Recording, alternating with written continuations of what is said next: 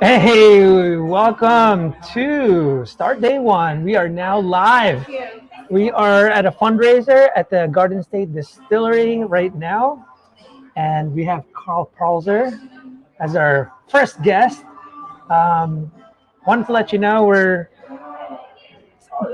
at Garden State downtown Toms River, New Jersey right now, and we just got started. A couple of people here already, and all night long we're actually going to be showing you our progress. And so far, there's not even that many people yet, and we're already raising some money I just here. got another $10. And we just got another $10. Thank you, thank you, thank you guys. Appreciate it. So if you guys want to come down here, it's going to be a good time. Like if you haven't been down here at the Garden State Distillery, it's such an awesome vibe. Like they have the outdoors open. We're probably going to do a tour of the distillery later on, and you'll be able to see kind of how it's made and all that stuff. We're also going to be um, interviewing the founder, owner of the Garden State Distillery, and some of the staff, just to kind of talk about mental health and stuff. And yeah, so I hope people that are on here, the reason we are even doing this is for Start Day One, right? It's a nonprofit foundation for mental health and suicide prevention. We just have a very proactive approach when we help people. A lot of organizations and basically society as a whole, we're just being too reactive and waiting for mental health issues and suicidal tendencies. And any kind of prevention, whether it's diabetes, obesity, requires a proactive approach. You don't start telling someone to stop eating sugar when they get diabetes. You tell them way before to prevent it. And so that's what we need to do, and that's what we're trying to do. And we raise funds to send speakers out to different venues, provide life coaching services that are affordable to get more people involved. So that's really just more proactive. And yeah, so I'm here with Carl. We're just gonna kind of yap about, mental health in general. So what's up, dude? Thanks for coming here, man. Jack, thanks for having me. Yeah, definitely. This is an awesome place. I've lived in Toms River my whole life, and this place has been open. Haven't had a chance to come down till today. Yeah, right downtown, and then they're gonna open up the outside. They're gonna close down the block, and it's gonna be like an outside party starting at 4 or something. Yeah, dude. In a little bit, we're gonna twist the camera a little bit and just kind of show what's going on in here. Bar is really cool. It's like I think it's not even a year old yet, right? They opened up in March, and then what do you call it? COVID hit, and they had to close down. Like after a month, they were just open, so they closed the shit down. And now they're open up and freaking what up? And so now it's just actually like the most happening place right now in Toms River. Yeah, a couple of friends, they had their I guess it was a kind of grand opening release party for their new Kentucky bourbon, and a bunch of people I knew came down here for the white party. Oh, I had it. It's smooth, it's delicious. I usually drink my bourbon neat, and it's like a perfect room temperature. It's not warm, doesn't have that bitter taste. Yeah. Or that you don't really taste the sour mash you usually do with a Kentucky bourbon. It's very smooth. A little bit too smooth. That's funny as hell. So I don't know. I want to donate $100. So let's do that. Hey, Kristen, we've got another donation straight from Carl over here. Everyone, so if you text GSD to 44321, you can actually donate, and we'll actually show you how we're doing. And we're about to add another one from Carl over here. They don't know how to do it. So, which is really cool. They don't know how to do it. What's that? Except they don't know how to do it. All right, we're gonna put that up. But yeah, if you're not doing anything today, definitely come down to the Garden State Distillery in downtown Toms River.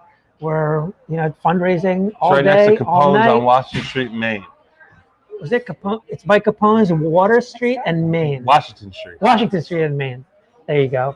And yeah, we're going to be going all day, all night. So check out the tour of the distillery later. We're going to be interviewing different people. We're going to interview the founder of the distillery. We also have one of the investors in the distillery. So we're going to talk about that. And yeah, in a little bit, we're just going to talk just generally about mental health and, what people think. So what do you think so far? I don't know. We've done a couple of different discussions. Oh, we're actually going to be doing something. So I don't know. Can you tell here? Yeah. Okay, so He actually works at Bloomberg, and he actually invited us to be able to discuss the subject of mental health on one of their like open group. It's like an open forum for our internal employees.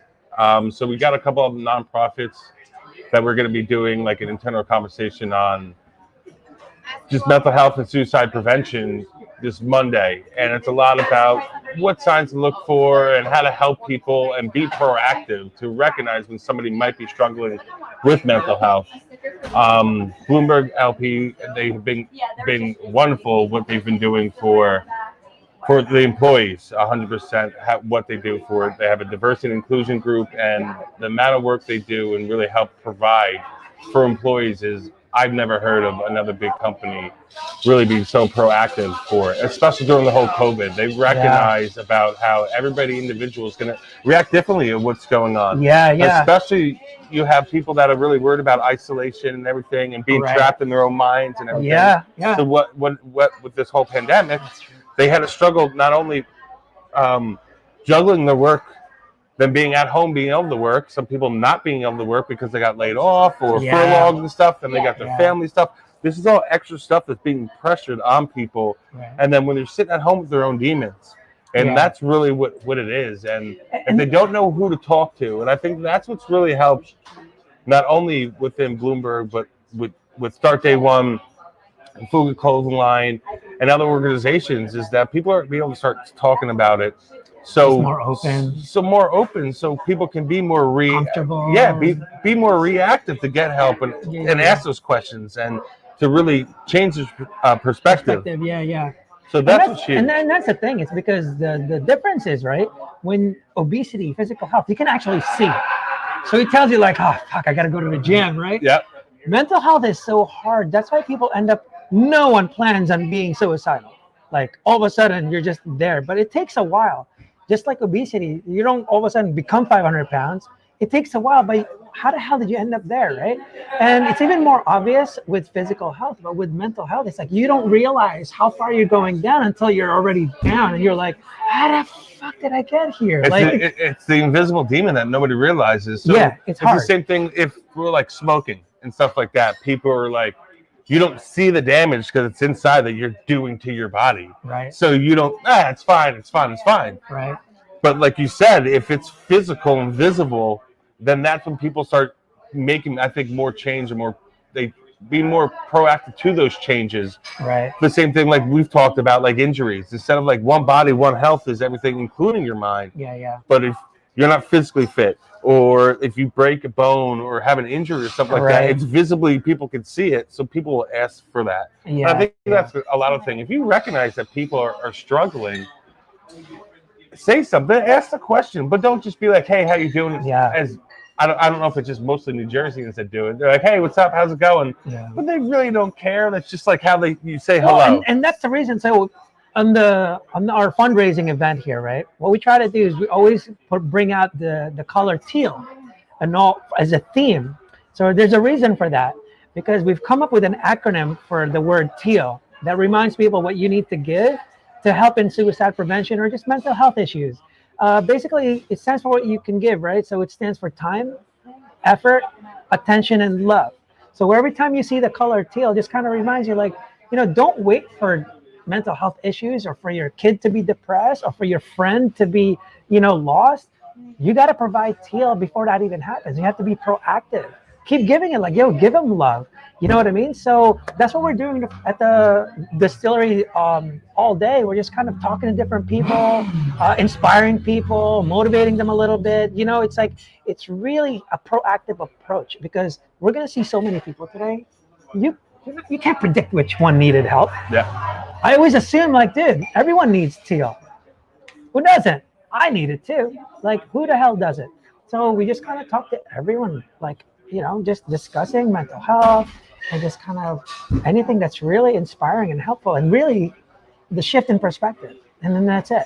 Because every book you read, every movie, the ones that really kind of help you change your ways and stuff like that, nothing changed. You didn't take a magic pill all of a sudden, like, hey, dude, I'm good, I'm happy. All it does, it changes your perspective, and then all your decisions will automatically follow. Like fucking automatic. Like the only reason you need inspiration is to shift your perspective. When you think like I'm a loser, I'm not it's gonna. your train of thought you have to change Yeah. and everything. Like Yeah. you see the word of perspective. So to see how the world is and how the world may be attacking you and stuff like that. Instead of that, changing it the way that you feel about yourself by, like you said, obesity. So to prevent that, like, or take away sugars or take away fast food and eat healthy, but you need to have healthy people in your environment. Right. We're talking about the mental diet. Yeah, to take that mental diet, those negative people that every time you realize that you talk to them, you get upset or you get angry, you get anxious. Right. For some reason or another, you're trying to impress some people for this, or that person is so mean or damaged themselves that they probably need help themselves. They construe that on you. Right. And then you start taking on that stuff, and then you start bringing yourself down. You need to separate yourself from those people. And I know it could be hard if they are family members or somebody that you consider a friend that you've been for a long time, but you have to change that perspective because there's only one person that's going to look out for you in the world, and that's you yourself. Yeah. So you got to understand to change not only your physical diet, but also your mental diet of who the people you are around that help just promote positivity, because I always think positive thought becomes positive results. Yeah, we're going to be talking with this one dude, Brian, today. This guy's just full of fucking positivity. It's insane. Like, I just went camping with him like this past weekend, and you know, we're just kind of discussing. I told him like, "Yo, man, like, you just represented it right, dude." You know. So you'll get to meet him later on. So we're gonna be just talking to random people, talking about mental health, and just really discussing it. I'm just hoping whoever's watching, you know, one, to come down here at the distillery. You know, if you're watching right now, please like start a watch party and just kind of spread the love a little bit, give a little TEAL, you know. Put like questions or comments in it. So yeah, you can actually write comments in here too, I hope. Oh, this didn't go through, no way. No, I thought we were going through their live thing. Sorry about that, I got a squirrel, you know. So. But yeah, actually, like, since it's still early, you know what, let's get up over there. Let's turn the camera this way. So we're gonna actually show you what's going on in here. Since it's still a little bit early. Look at my stuff. There we go. There we go. So we're out over here. You can see.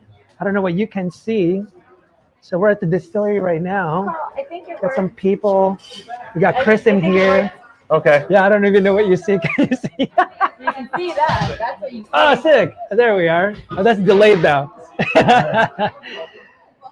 So this one, so we have all the staff members kind of rocking out our gear and stuff here. This Kellyanne, by the way.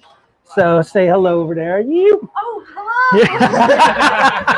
Yeah. So Kellyanne over here she was actually asking about, you know, what the start day one was about and stuff like that. So it was really cool, you know, like what they're doing. So everyone's just kind of helping out, going for the fundraising and stuff like that. And so this is Brittany over here. I don't know if we're in. All right, sweet.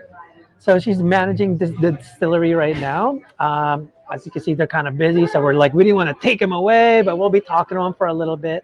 And yeah, so it's really cool. Later on, we're going to see if we can actually take a tour of the distillery, and we'll show you guys what the hell's going on in the back, how they're making this stuff. It's really good. Actually, while we're on, we're going to order. I'm going old fashioned, I think. You want to order anything? I'll take an old fashioned. Yeah. All right. So we're going to go old fashioned a little bit. Let's see. I think we're going to order. Can I get the old fashioned? Sure. 2, please. So come on down and support Garden State Distillery. You'll also be supporting, you know, the downtown businesses over here. We got Anthony, what's going on? Hey, sorry. How's it going? Yeah, how's it going? It's Dan here. Hey, Mr. Gags, how's it going? It's Mr. Gags over here. So we're going live right now. So a lot of supporters are going to be out today. So definitely go to the distillery, man. It's going to be awesome. It's early, and we already got people coming around. So yeah, definitely come visit us. Sun's starting to come out. Yeah, the sun will come out. The sun is out at 73 degrees. nice. It's like, Right? It is nice right now. It is really nice right now. So we got some apparel for you guys. We got some wristbands. So how much like that. every time apparel is going towards the foundation? So, well, the apparel, we have Start Day 1 apparel. So that 100% goes to Start Day 1. What's awesome is the Garden State Distillery is actually providing 20% of everything that happens today, of all their sales towards Start Day 1. Like, that's awesome. That's huge. That's going to be able to give us, like, freaking provide free services that we can get speakers to go to different high schools, or even if it's online. Life coaching services are going to be more affordable, so we can, proactively help people out while, they're having issues or trying to achieve a goal. Especially with school, it's a lot different for kids, and especially what they're going through, because we were with how social media is and the attacking on it, and them having to deal with that mental health strain, and then adding in the COVID. Yeah. Now they have to learn from home. Sometimes they might be in a bad home environment, and their escape was only school. So now they don't have that. Yeah. So they could be stuck in that bad environment. And sometimes they don't want to talk to people at school, dude. Oh, you! Look at that. Cheers, everybody. Oh, you got yours. Boom. Thank you. I know. What's up? I did his thing, but it's not showing it anywhere. So I don't know if it actually works. What is showing nothing? Sorry, because we're live, I kind of have to do some shit.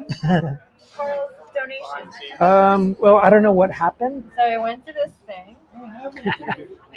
You'll see behind the scenes. And then when husband and wife work together, it causes mental stress. And I went to donate. You went through that? I went through this.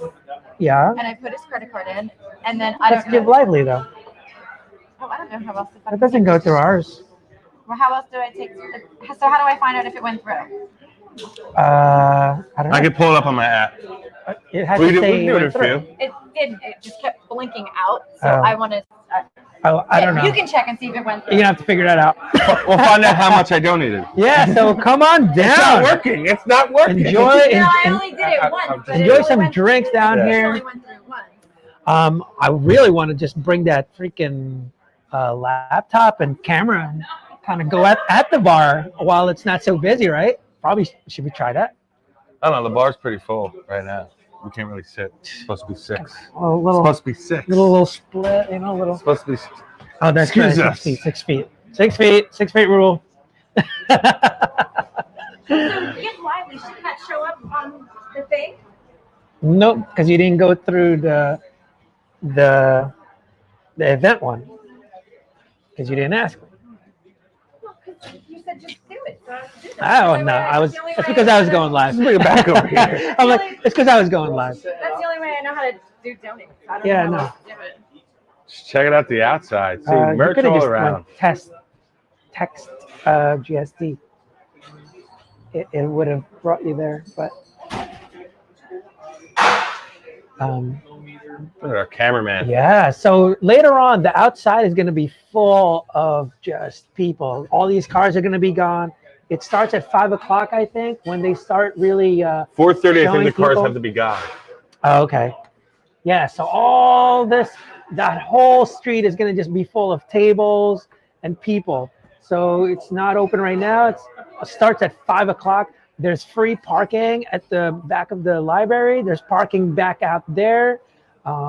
Yeah, you should definitely come out here, dude. It's going to be so fun. And it's one of the best places right now to hang out at. Yeah, What's that? Outdoor bar is open too. Yeah, the outdoor bar. You can drink outside, walk the streets like Georgia style. It's awesome. And of course, what Jack said, the color for Start Day 1 is teal. So if you want to represent, you got some teal clothing. Yeah, we got some wristbands for you here. We've got some T-shirts, as you can see, and we're helped. Oh wait, I don't have the apparel for today. We got this one right here, little Garden State Distillery representing. Fuki clothing underneath there. So representing teal all day, all night, all day, all night. So come on down, downtown Tom's Riv. Excuse me, guys. So since the event is, I believe we're 100% live for hours. I'm not a radio host or anything like that, so I don't know how to fill air. Like, I just play one on TV. I don't know how to fill airtime like I usually hear when I listen to sports radio. I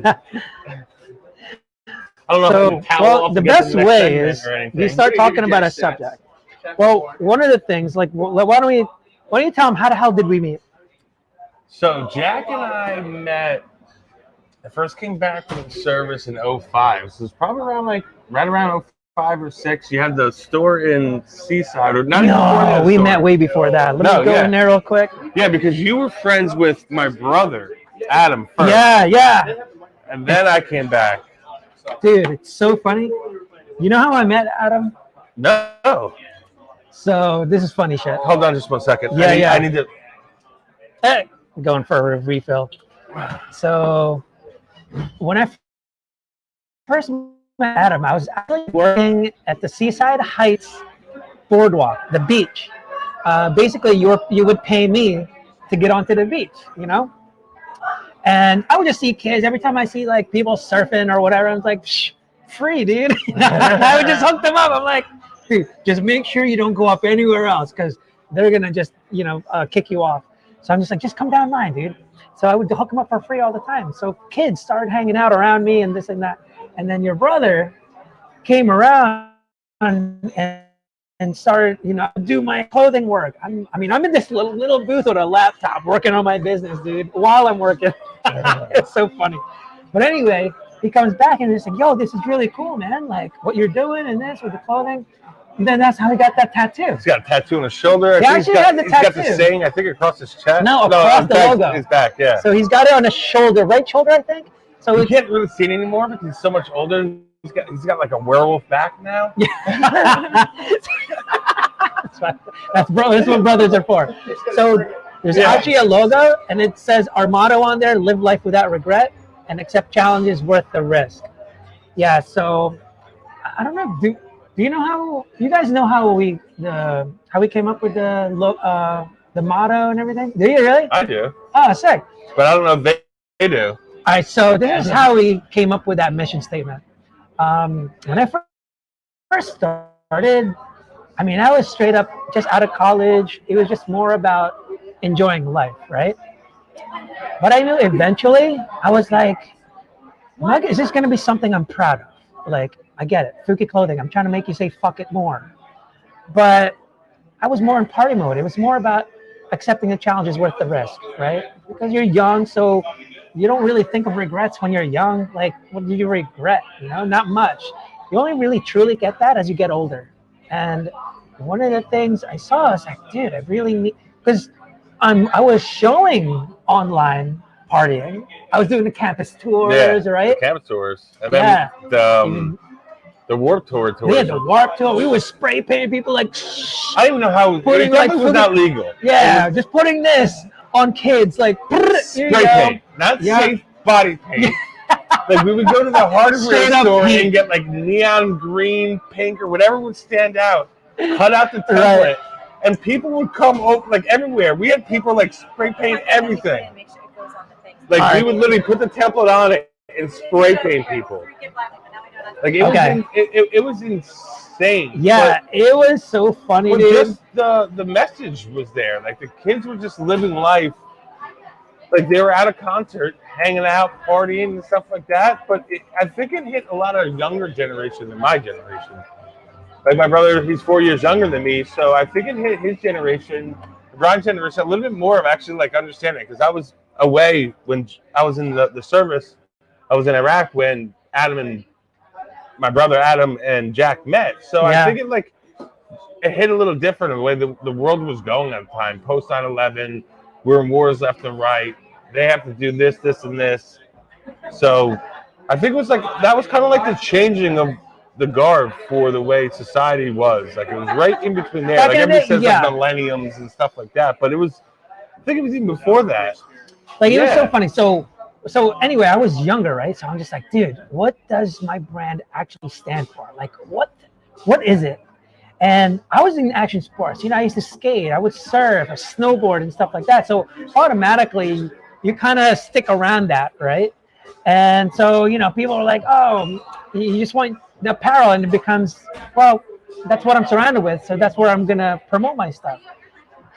But I started realizing like I need to know what it's about more. So one of the ways I did that is like I analyzed why do we say the phrase "fuck it" anyway? Like why the fuck do we say that, right? At first, I thought when I was talking to my friend Roger Mazzella, I would go, dude, I know it's something about taking the risk. Like, you know, it's something about regrets. Either way, it's an act of moving forward. So the first thing we came up with, like, you know, I know it's live life without regret. You know, something in that form. You know, it's like, fuck it. You know, you let it go. So live life without regret. So that happened. And the next step was, I knew it was something about something worth the risk. Like, fuck it, I'm gonna go for it. Like when you go after the charge on a wave, when you launch and freaking ollie over stairs, you know, you just get amped up kind of thing. Or even starting your own business, right? So it was just about the risk. And I said, you know, take challenges or whatever. And then my friend goes, dude, it's accept the challenges worth the risk. And I'm like, why? Because the challenges are set in front of you, but it's still up to you to accept it or not. And when you accept it is when you actually say, fuck it. I was like, yeah. I was like, dude, you're right. You're right. So I'm just like, all right. And then that's when we figured out, as soon as we came up with that mission, the way people look at fuck it, you know, people would say fuck it. I never really stopped them because it reminds them. I wanted them to say fuck it more. And it just changed. People are like, oh my God, I love what you're about, this, that. Because we were more just a website before, not a clothing line. But after a while, I saw that when you wear the clothing, it's empowering. It is. It is. Like, especially with it, because a lot of people don't realize the umlauts are above it. Yeah. Or then in German they're called umlauts. What are they called? Umlaut. Yeah. So umlauts. Yeah. So they don't realize it. So they always like, fuck it. That's very inappropriate. How do you wear this? And then it's also it's a conversation starter. That way, you start saying what it's about and the meaning behind it. It actually then usually the person's like, oh, you're right. Fuck it. And then they go off. I've seen it, and we've had grown men, adults, women that first started with it saying, this is terrible. Like, how do you do that? How do you wear that? It's so inappropriate and stuff like that. This is obviously before the WAP song. No, but you know what's funny? Is when I tell people, like, no, it's Fuka clothing. And they're like, no, it isn't. And I'm like, dude, it's Fuka clothing. You know, when they say they think it's potentially offensive. And I'm like, well, you're pronouncing it wrong. That's why. It's only offensive when you pronounce it wrong. And I already told you how it's pronounced, but you're doing it deliberately. So when they're very adamant when telling me it's fuck it, I'm just like, dude, sounds stupid. Yeah. Not stuff it. Yeah. You do know it's Superman, right? Not Superman. Like, you need two freaking consonants in the middle. Donations have begun. So we have our donation cup over here. Let's see where we're at with our. Have them smoke it. Let's see where we're at with our donations here. Hold on. We're actually already making some progress in our donation, which is kind of sick. And we're going to keep showing it to you guys. That's not right. What's going on? A little refresh on that. Let's see what's going on. We are at... Hey! 450. That's what's up. Yo, text GSD to 44321. You know, help support our cause. Think about that. $5, $1, 50 cents, $10, whatever you donate goes 100% to Start Day One, which is literally putting up an organization that helps get people that need help in contact with people, professionals that can help them get past their demons and change their perspective to start their day one of recovery. So, and I think that's what you need to everyone needs to recognize, and that it goes to for the speakers and for everybody that come on and do everything. A lot of them do it out of the good of the heart, but it takes money to put these programs together for these younger kids, for these students, for these middle-aged men, for these struggling at home, working home moms. We have to be proactive. Everybody. And you got to think about it. It's not just one group in society. And I think that's a lot of people that don't realize, like, different communities within our society speak about mental health differently. Like the TX community is very strong, broad religious community they don't believe that mental health is a thing. I think they're very similar to the military community and the community where you're no one's immune. You're headstrong. No one's immune. You're built strong. You know? Shouldn't be able to have those. Suck it up. Remember that? Suck it up. It's fine. You'll get over it. Suck it up. You be all right. Yeah. You be all right. And that's the thing. But I think that the numbers and doctors and everything is shown that it's not, you can't, sometimes some people can't just suck it up. They need to have that conversation with somebody to help them. You know why they can't just suck it up? Is because it requires a shift in perspective. Because to get better, to be better, and anything else, that growth mindset, it is actually something, what's the word? It has to be intentional. You actually have to make a decision. That's why we emphasize saying fuck it more. The only time you say fuck it is only until after you've already made a decision. The reason we say that is we're confirming to ourselves that we're actually going to follow through and commit to the decision we just made. We don't back out when you say it because you're already fully committed. That's the only reason it even came out. So that's why we emphasize that all the time, because you're never going to make a fucking change. You have to change something for something to change. So until you make that decision, until you're freaking intentional about it, you're never going to get better. You're always going to stay where you're at, no matter what. So that's why we emphasize saying fuck it more. And really, for you to make that decision, I have to change your perspective. And if I can't change your perspective, you will never make that fucking decision. No way. No way. I have to change that first. In any decision you make, let's say you're starting your own business.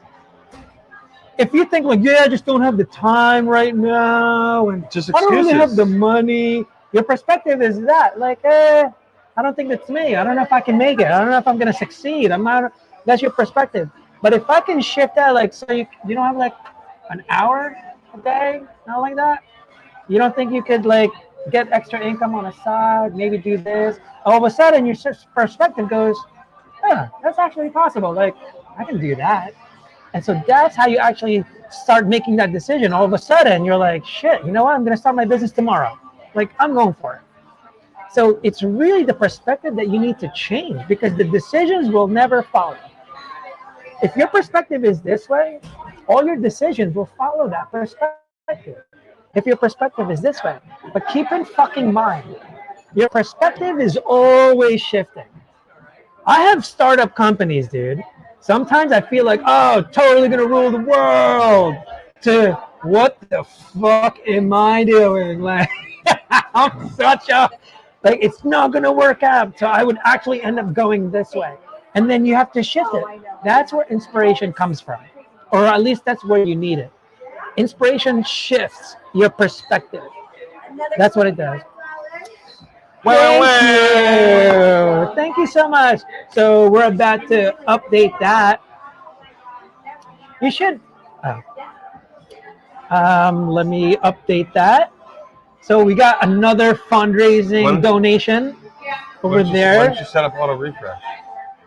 Oh no, I have to do it this way. So that's really cool. So thank you to everyone that's already donated. We're already making some progress. I'm going to show you guys what we've done so far. Sorry about this. I'm kind of just going around. So let's see where we're at. And boom. Oh. Hey! Oh! Sneak attack. Whoa! What's up, Renee? Cheers! Thank you, Renee Strack. That was a nice surprise. Thank you for donating. We really appreciate it.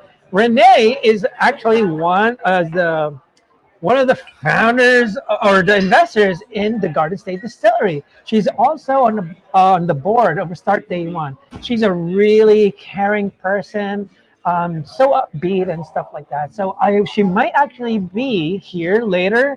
I don't know if you will be. We hope you are, Renee, so we can introduce you, maybe do a quick little interview with you here. That would be really cool. Let's see. Boom. And we're back. So let's talk about Garden State Distillery.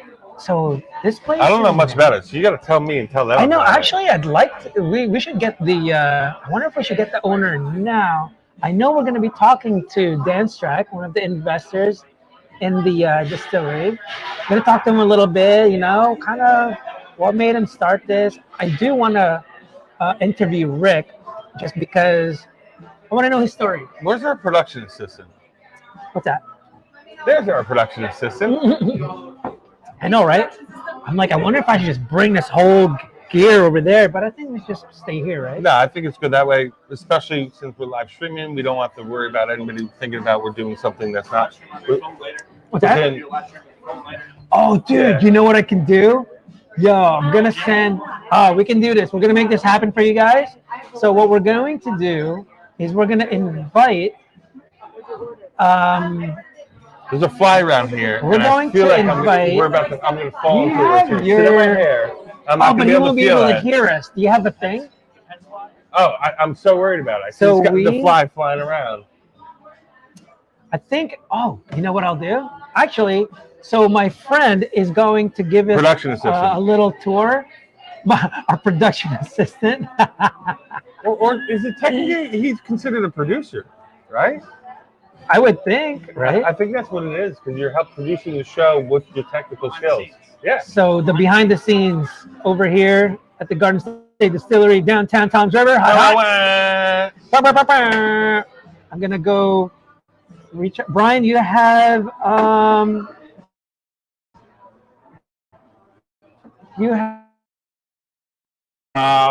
is that?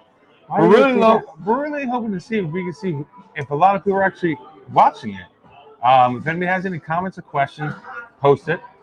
It really helps us keep continuing. Yeah, who's out there? Please comment. Continue with the contents that you guys want us to talk about.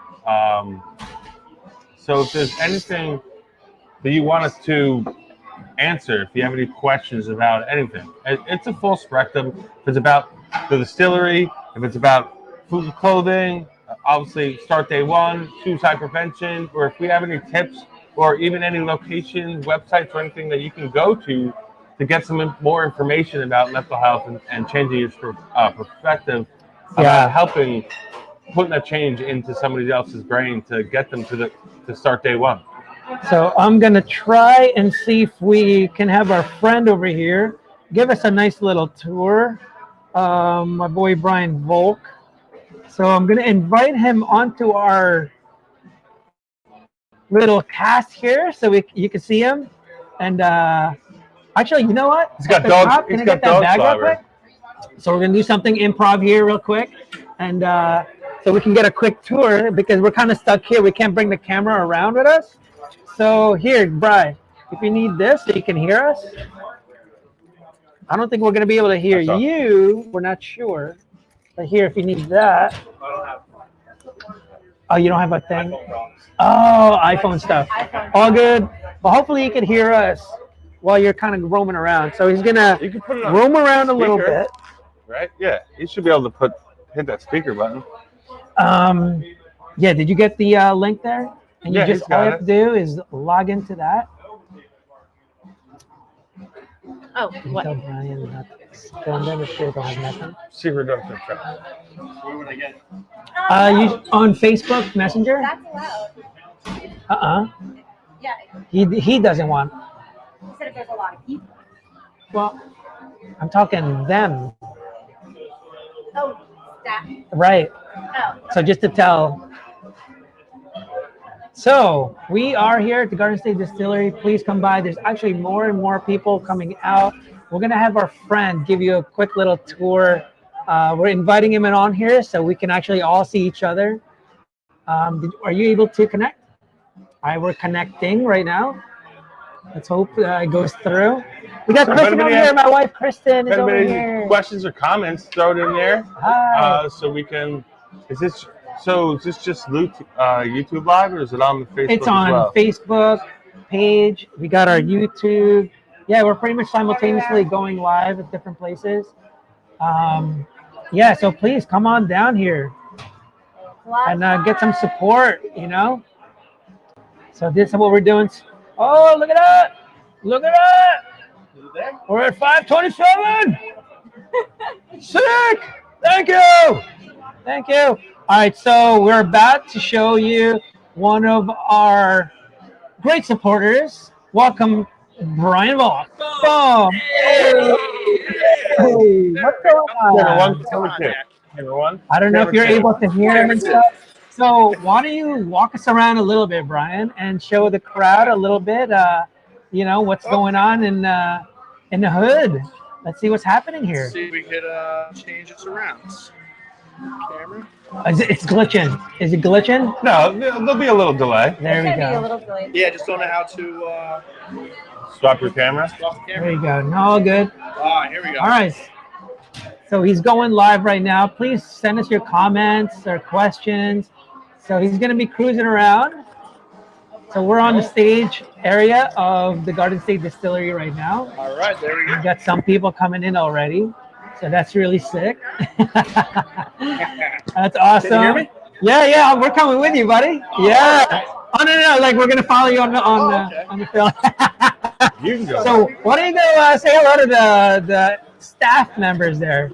Let's see what we see. Don't Here rub we the go. camera down like that again. All right, so we've got him roaming around right now, Bartenders right here. and we're just gonna basically We're do live streaming with the everybody. voiceover Right for there. him. Hi, my name is. And there he goes. It's kind of choppy. I don't know what's up with that. Well, yeah, there's gonna be a little delay. He's running. He's running. He's running.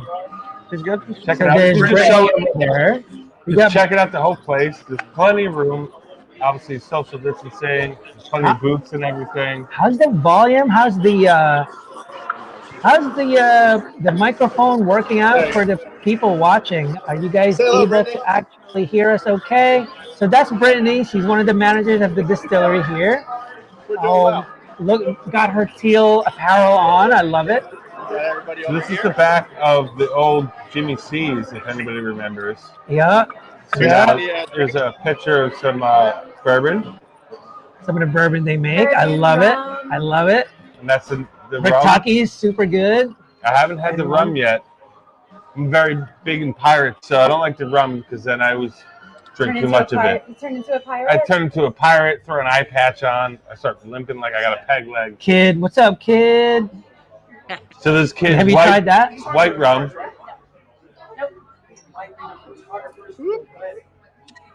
That's awesome. They are making some great drinks here. And everything's distilled in house. Here's It's Brittany amazing. making one Yeah, of we're her gonna have drinks. someone talk about the, how they're making all this stuff. I want to do a tour back there. I want to get Brian to maybe do a tour in the Well, back. this place is Yeah, outside. that. Like, yeah, How's that they're goes? setting up, getting ready to set up wanna- the outside. Like that's December's where the gonna be magic outside happens. party. Yeah. There's an outside bar. They shut down the whole thing Oh. after. Forget the Mug Um, Street. I didn't wanna- It's the one that's got Okay. Uncle Duke's Can you Donuts move it on, that where the way? firehouse is downtown after the library. So right there on Washington Right Street here? to Main Street, they shut it down. No cars, block it off. Tables for all the downtown food and the food. And then this is I don't think anything else has liquor downtown, right? There he is. Brewery, that's it. And then the brewery. Yeah, and we have the distillery. brewery. So we're actually So- hoping that next time we do this event, we work with the whole neighborhood here and get everyone involved.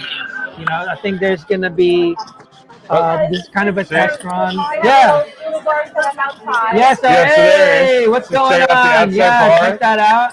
So they also have an outside bar. So that's what's cool down here.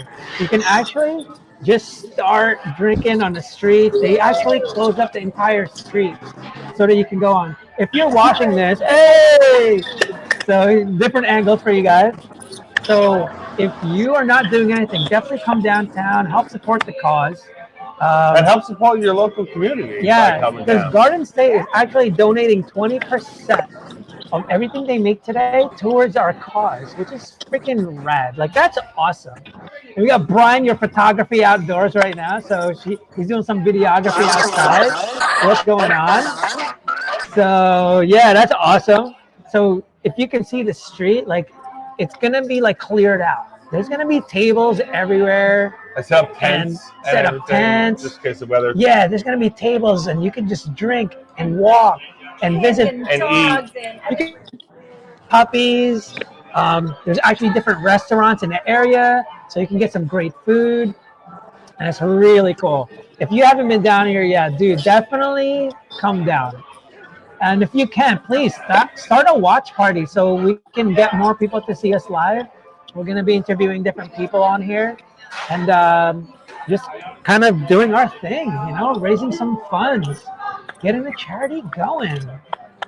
Where's Brian at now? I don't even know where he is. I love it. Yeah, there he is. Hey, Brian, can you hear us clearly over there? Absolutely. Absolutely. Nice.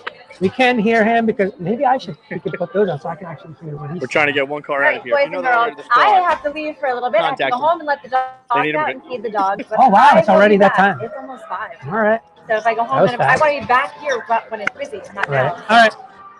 See you soon. Bye. Everyone that's watching, please set it up. Wait, did you take the charger? Sorry. Live streaming.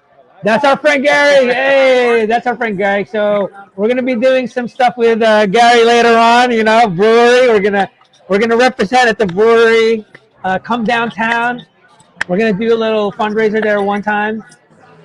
He's a really good dude. I've known him since I don't know, probably elementary. Cedar Grove. Yeah, Cedar Grove, Tom's River. And I love I love what you're doing there, Brian, showing our goods.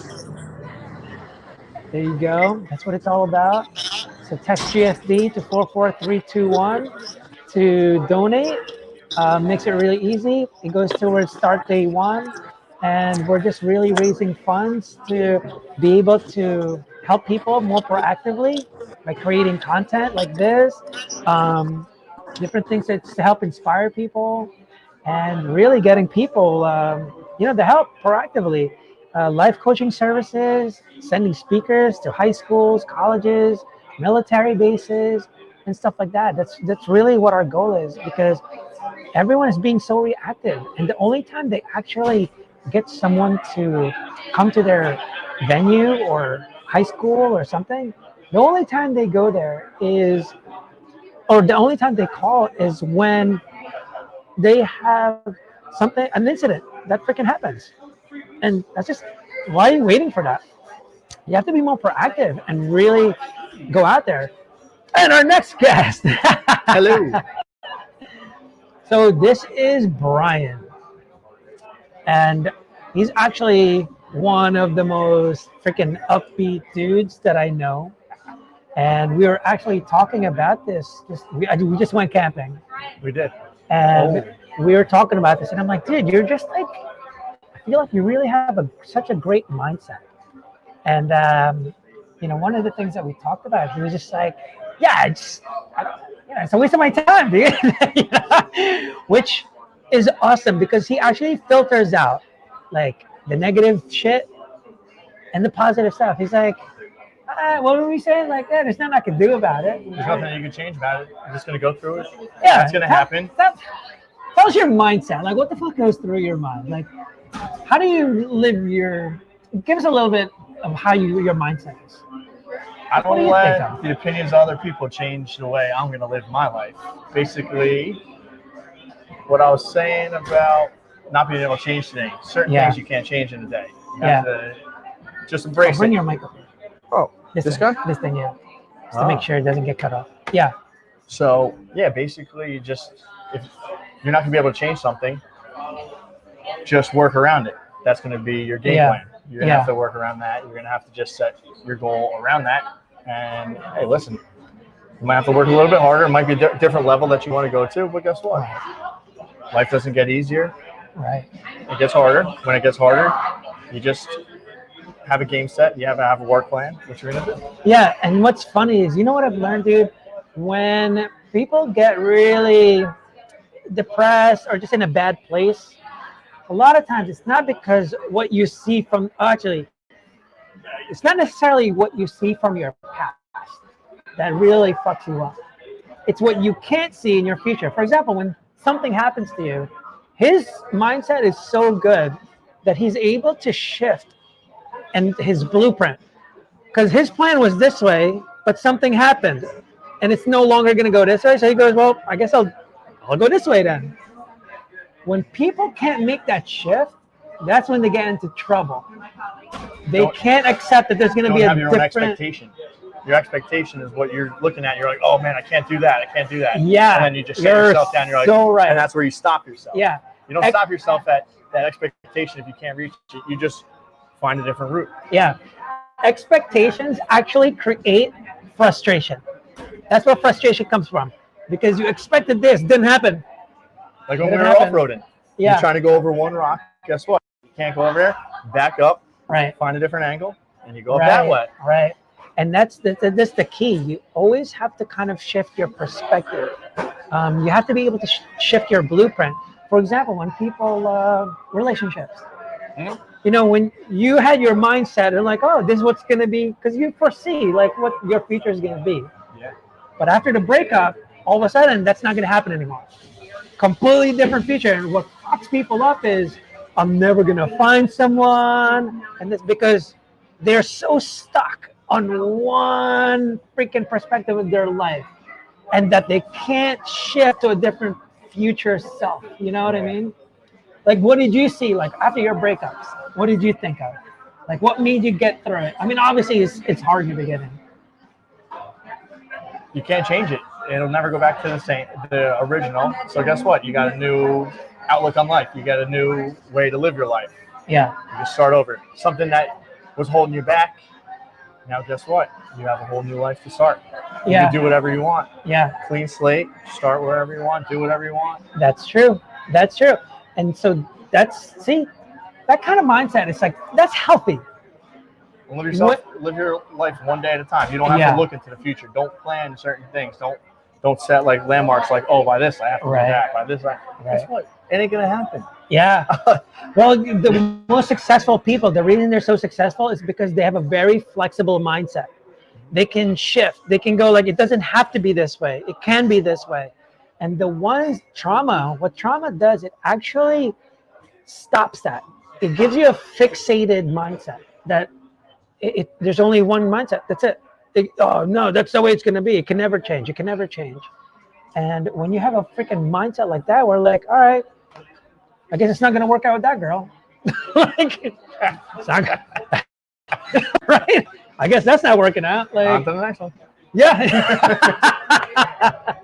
What he meant was, that's great. No, but it's awesome though. Like, so, and it's funny, like, this is a smiley dude, right? He's actually a police officer. And we've met a lot of officers that are like, I mean, they're stressed out. Yeah. Like, you guys, I mean, I've met different officers where this one guy actually, he's like, the only reason I'm still here is I couldn't find the bullets. He had the gun. He was ready to go. He goes, I couldn't find the bullets. And then he goes, I shit you not, after like a kind of, release or whatever, he goes, I found the damn bullets afterwards, but he was already over it.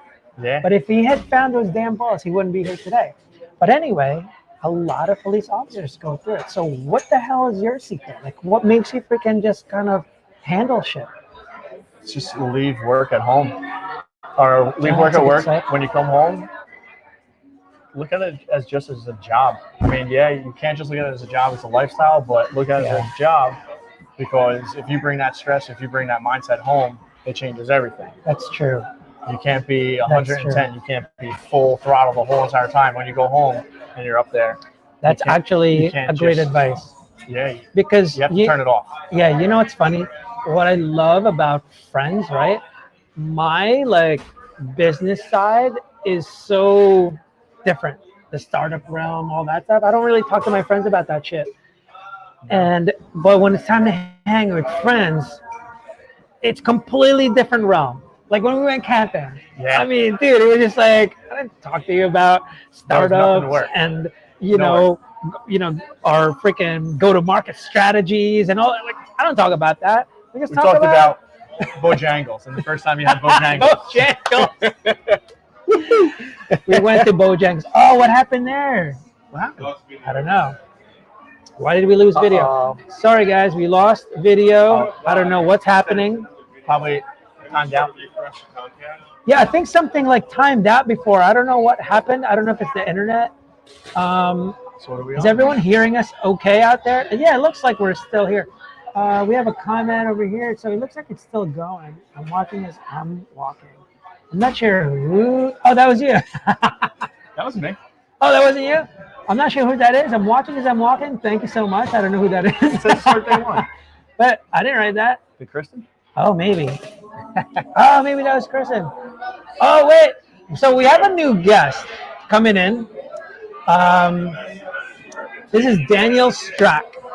And I see he's already coming on here. So hopefully we can hear you. Where's my bag? I want to make sure I'm able to hear you, Dan.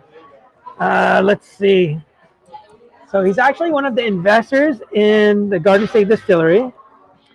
Actually, let me see first if I can hear you without the headphones.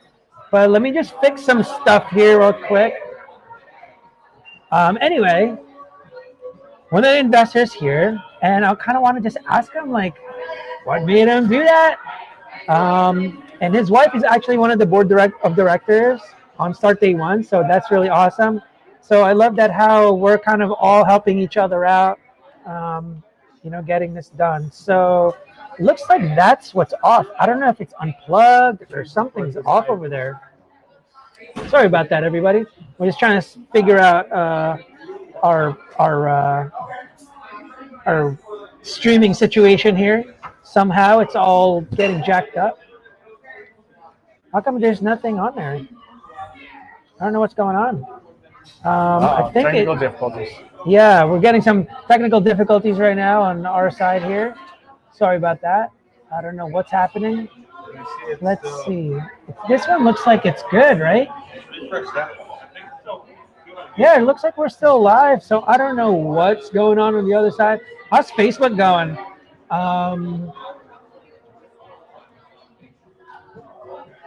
We got Renee that can still hear us. Oh, yeah? Oh, cool. So we are being heard, so that's cool. Thanks, Renee. So we're about to get on here, and I want to make sure that I can actually hear. I wonder if I'll be able to hear you, Dan.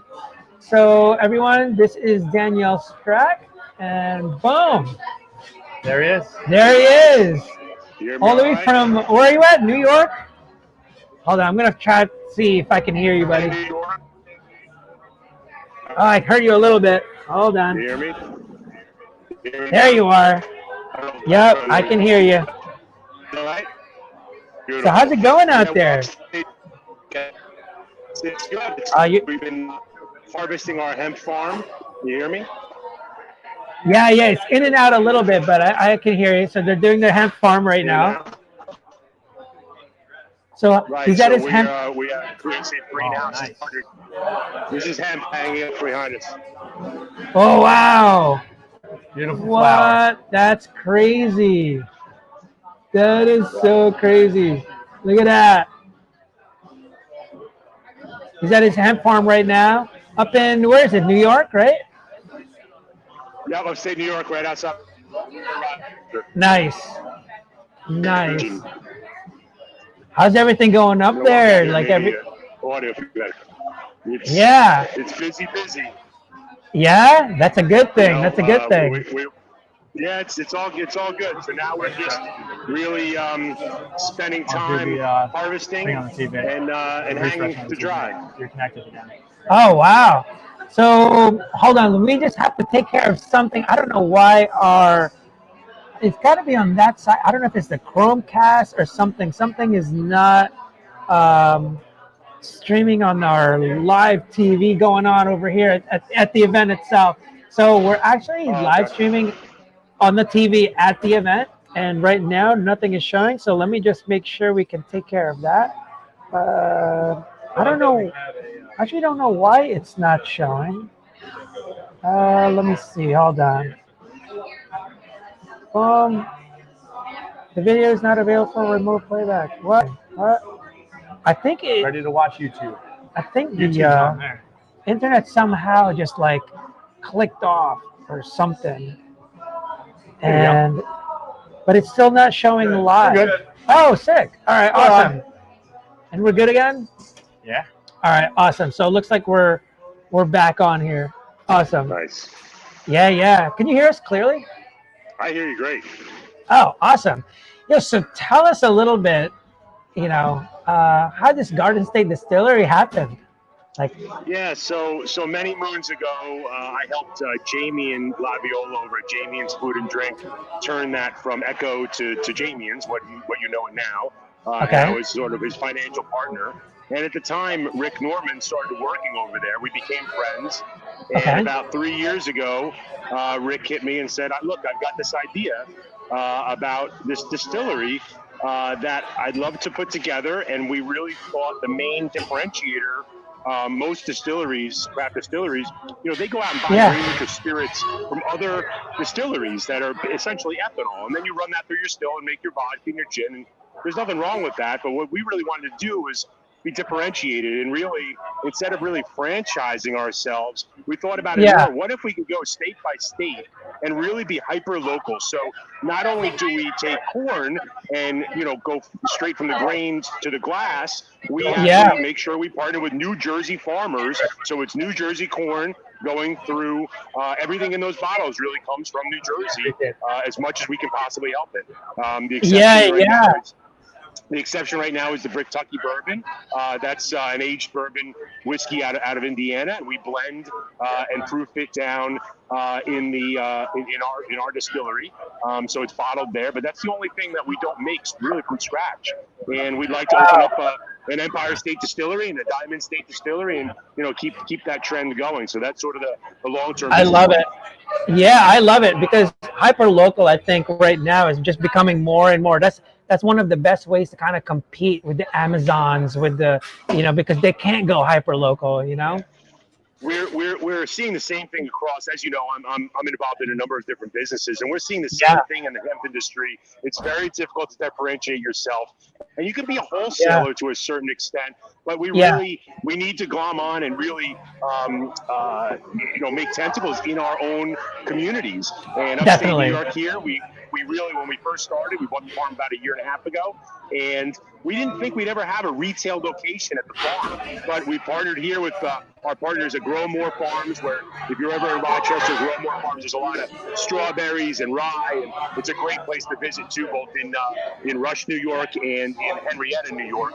And they have a retail presence. They are growing our genetics, which you see behind us, so we've got a couple different strains out on their fields, and they're going to start selling some of that stuff and end product in their retail side, and we'll wind up doing the same thing within our greenhouse and building out a retail presence as well. And we think, across all these different industries, I think hyper local, you just have to build real brand awareness.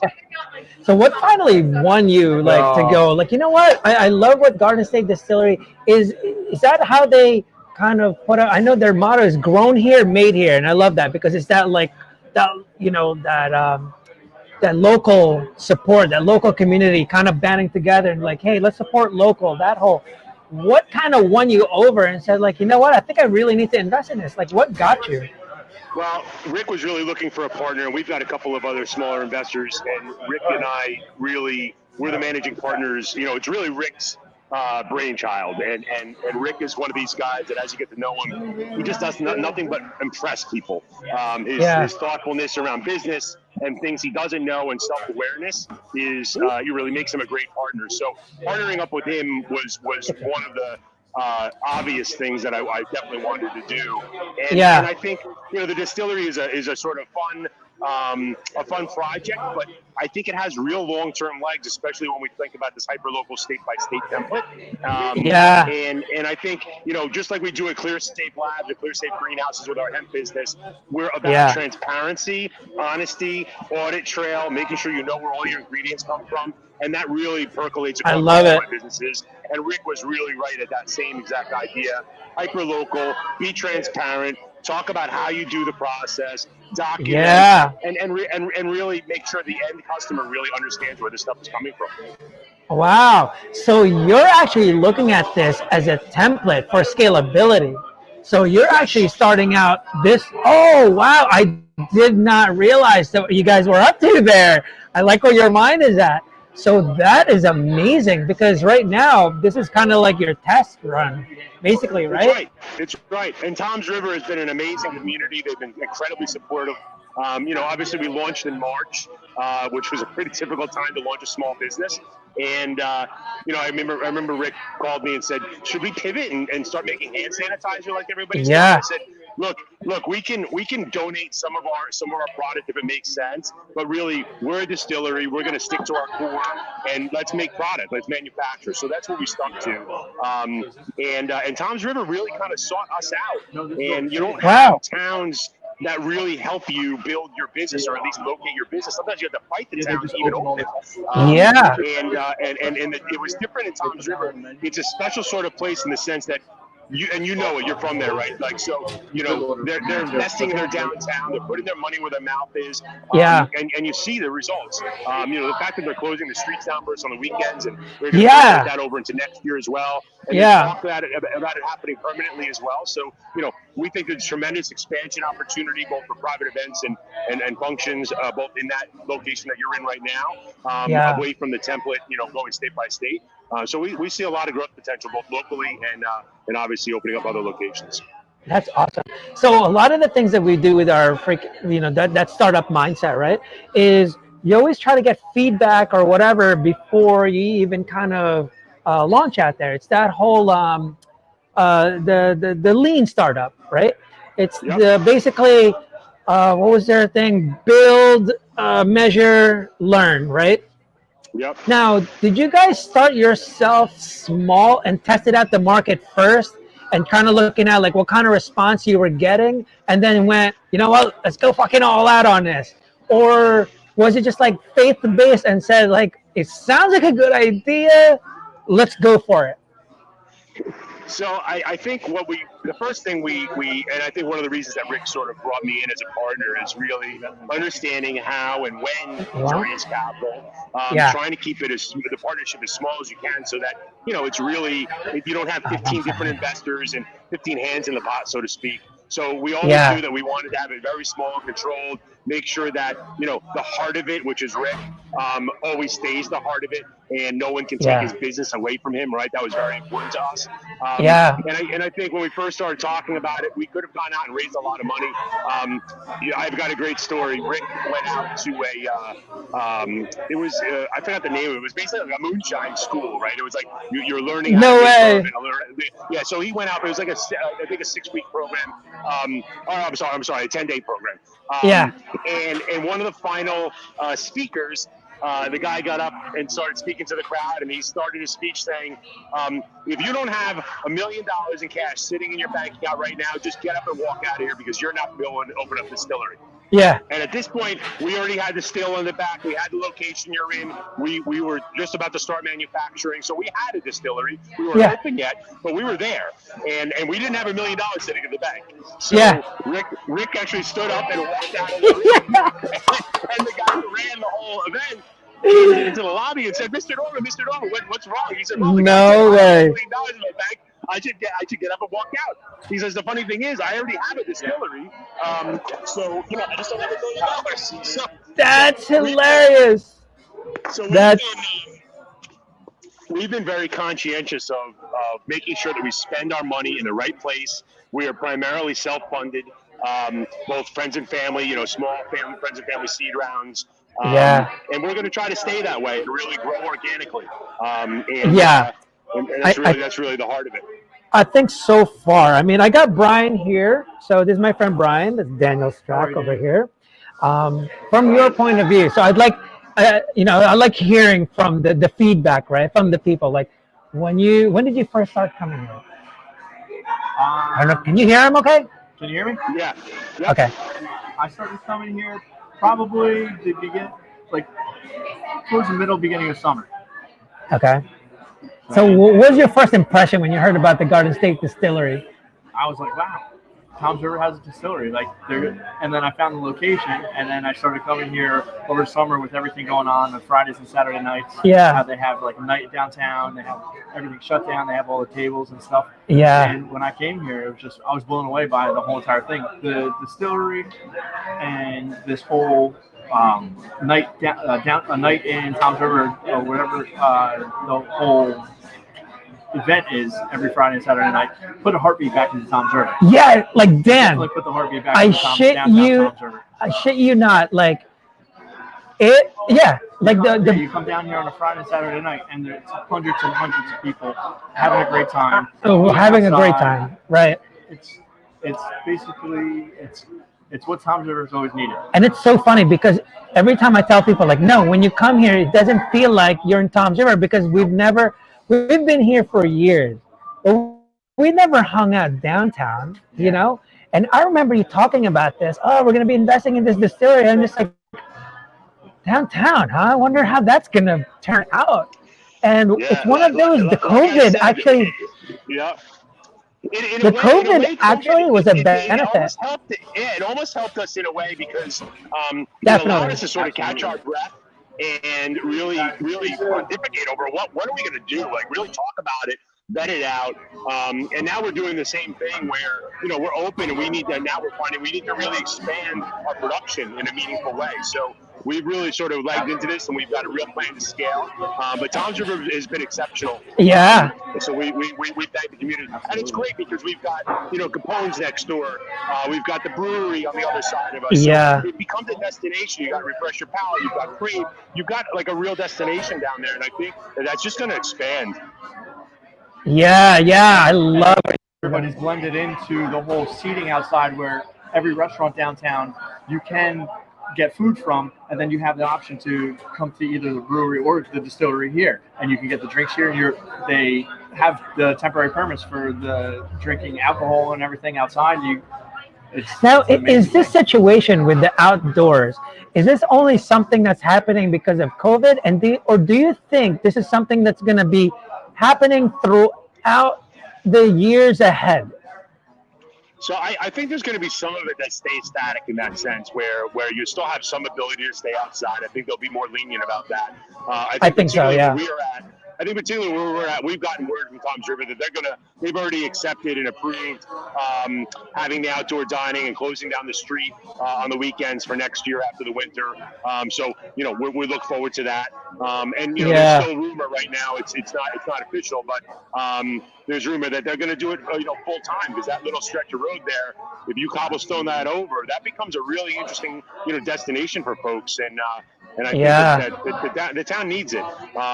So far so good. So we hope that we can keep moving along those lines. That's awesome. So I love that you have this as your template for going for different places. Do you have another location already kind of in mind, or is it top secret right now? No. Because I'm in New York State, I have a feeling that's going to wind up being the next state that we do. Oh, wow. But we're really super focused on Tom's River right now and making sure that we can satisfy. We have a couple of things that we can't talk about in the pipeline on the distribution side, which hopefully in about a month we'll be able to share. That's great. That's going to be really interesting. So we're super focused on expanding our production capability, and what we've learned, what we've learned from doing it the way we've done it, it's only going to help us when we open our second and third location. So, we have a lot of other distilleries that you go in and you see these beautiful Vendome stills and the unbelievable equipment. Like a Vendome still costs $250,000-$300,000. That was our original budget for our entire build out, including stills. So we did it sort of, I don't want to say on the cheap, but we did it very frugally. The beautiful room that you're sitting in right now, thank you to Rick and the Norman family, because quite frankly, friends and family are the ones that put that place together, literally. And the ideas for the creative design, the it takes a village statement is no exaggeration at Garden State Distillery, because it has been friends and family all the way putting that thing together. And I couldn't be more proud of Rick, my partner, and everybody who's helped us out with that, because it's been something special. Yeah, he's definitely great. So another question, because I know most of the revenue stream right now, obviously, is at the venue itself. Are you also thinking of the retail aspect of doing wholesale and all that stuff at the local liquor stores and stuff like that? Absolutely. So we're in a handful of buy rights right now, and really the only reason we haven't expanded much more than that is strictly due to production limits. For us, we really need to expand our production capability so that we can both service Tom's River location, but also our distribution network. And that is right now, that is priority number one, to make sure that we can get out there and get get bottles in the local liquor stores, the local bars and restaurants. Yeah. Really, we'll lead with our Brick Tucky bourbon and vodka, but we'll be pushing those other products right behind it. Yeah. Now, are you going to be trying to keep the specific theme for all of your as you scale, or is this just like, are you going to cater specifically like, well, this town is more this, so let's make it this type of environment? Yeah, no, I think there's nothing necessarily inside the Garden State Distillery Tom's River that is like specifically Jersey, I would say, right? It's got a really that's cool true. feel to it, really cool feel to it, really cool vibe. We'll And this will make it everywhere. Yeah, this type of environment. I think there will be some similar aspects that we definitely carry over, and then as we sort of grow into it, we'll be able to have some hyper local sort of flair and add it. Yeah, it has that homegrown feel to it. Yeah, definitely the wooden feel. Yeah, and that piece we want to stay true to. When Rick and I first started this, it's funny, one of my Facebook memories popped up on my photos or whatever from 2 years ago when Rick and I we were actually sitting in the Asbury Park Distillery, really doing reconnaissance work. And about 2.5, 3 years ago, we went out and visited a number of farms because we said, we would love to be able to really be somewhat vertically integrated where we can grow our own corn, distill it right there, have a tasting room, do events. And we started looking at 4 farms, and we got really close to potentially purchasing one. And I remember walking out of a meeting with Rick, and I said, Rick, look at your hands. I said, turn them over. I said, we're not farmers, Rick. so let's stick to the production. Let's leave the farming to the farmers. But I do think that we aspirationally, we do want to buy a farm. We do want to grow some of our production on that farm because we can do some really incredibly special things if we can own it from the beginning to the end. We're definitely going to work with local farmers in Jersey to grow specific types of corn for specific products. And then we can do some other neat, interesting things. So I see us expanding in Jersey besides the state-to-state template. I see us having a second or third location in Jersey. And one of those locations will likely be on some type of parcel of land that we can farm on, have big private events at, and really, bring in really a different type of atmosphere, but that same homegrown sort of feeling. Yeah, I think it's really awesome what you guys are doing here. It's definitely a great vibe. Like, I mean, we're locals down here, so it's been really cool what you guys have kind of created downtown. Like, when you go to different areas, different states, like downtown, people always say like, oh, where are you going tonight? Oh, I'm going to go downtown or whatever. But we live by the shore, so that was your competition. That's a tough competition, And I think that was the benefit of COVID. It was just like, it just took out your competition and you guys stuck out like big time. Yeah, we'll see how it follows through. I think you always see the seasonality of even like a town like Red Bank when the beaches are crowded, Red Bank gets empty, and then as people are coming back from the beach, Red Bank is full, and Tom's River is no different. But the town is doing a lot of things to help that too, right? They haven't implemented this because of COVID, but there was a lot of talk about running shuttles back and forth to the beach into downtown Tom's River. Wow, so, really? If they start that sort of chatter again, that could be really, really interesting for Tom's River because you're not far from the beach, obviously there, but you're not on the beach, right? So I think things like that are going to be really interesting to see how Tom's River sort of grows into this. Wow. Also, the whole momentum of breweries, distilleries, everything's changed. Everybody wants that homegrown stuff. Nobody wants the big box stuff. Everybody appreciates the detail. That loyalty to the community. When you go into this distillery here and you see the guys that are making your products, and those are the same people that are selling them, people feel a lot better when they're buying it rather than, I'm just buying another bottle of this or another bottle of that from a big box store. Right. When you can actually go in the back here, see how it's made, and then you're grabbing one of those bottles that were just made. It's going right back to the community. Yeah, right. Absolutely. Right. It's definitely that homegrown momentum shift of people wanting to be here and they appreciate it more. Yeah. Because they want something new, something different, and especially with Tom's River and the way that it has nobody in the past actually really caught on here. You always see stores starting up and then you see stores closing down. But recently, in the last couple of years, when people are starting their stores here, they're staying. And then a lot more people are coming down here, and it's a lot more accessible now.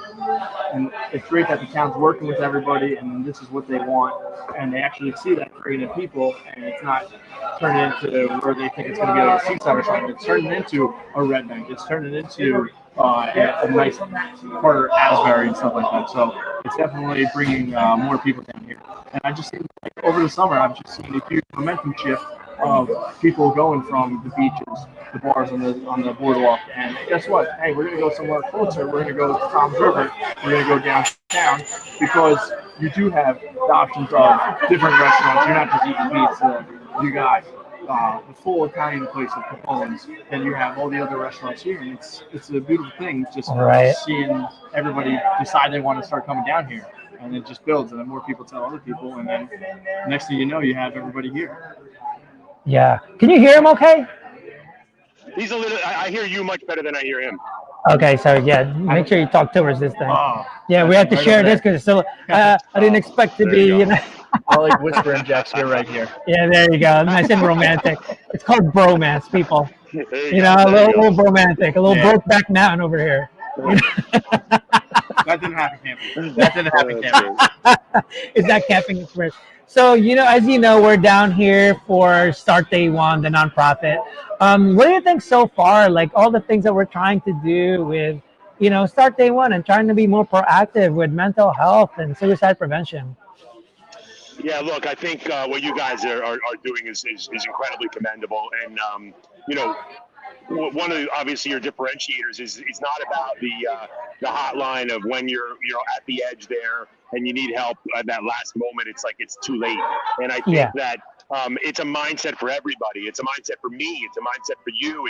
It's a mindset who don't necessarily have that you know, that negative thought in your head right now, but rather go out there and do it, right? I spent 22 years on Wall Street at Goldman Sachs primarily, and that I'm in a very different world, and part of it is the same sort of philosophy that you have, I think, Jack, in the sense that you know, just go out and do it. You know, be happy. If you're not enjoying what you're doing every day, you got to make a change. You got to do something different.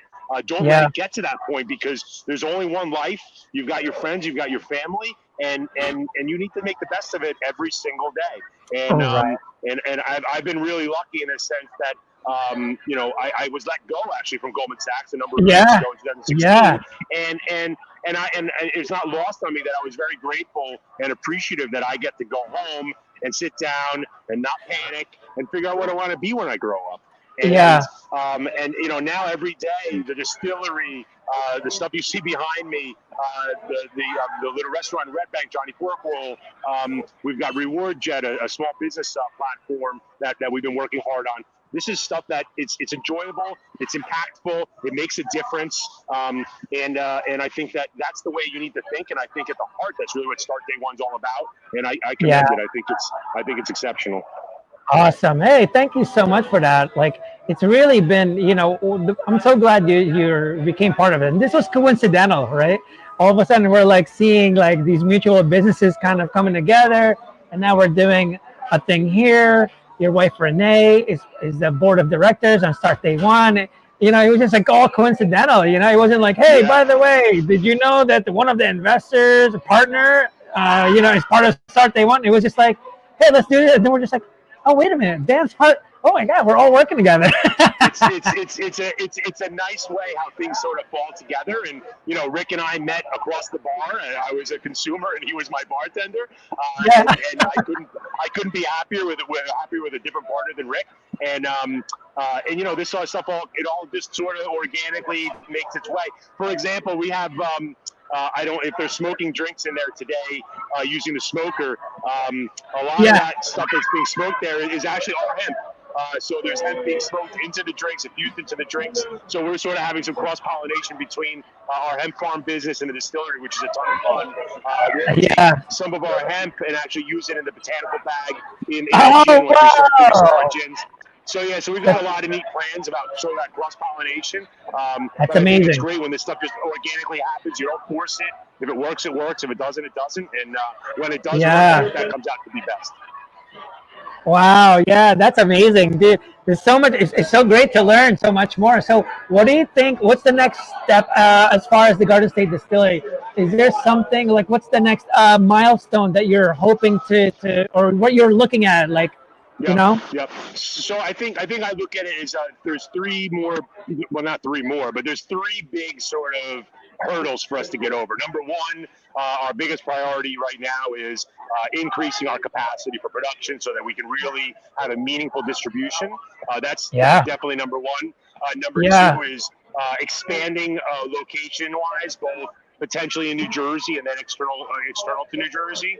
And then, we've always had this idea of having a much deeper digital footprint in the sense that this sort of consumer audit trail, if you will, of understanding where the ingredients are coming from, who made it, what farm was this corn grown at that's in this bottle of vodka right now, that sort of thing. We really want to put a sort of digital audit trail together for that. And it's been something from the beginning that we've always talked about, but obviously, as you know, it takes investment and you got to crawl, walk, run.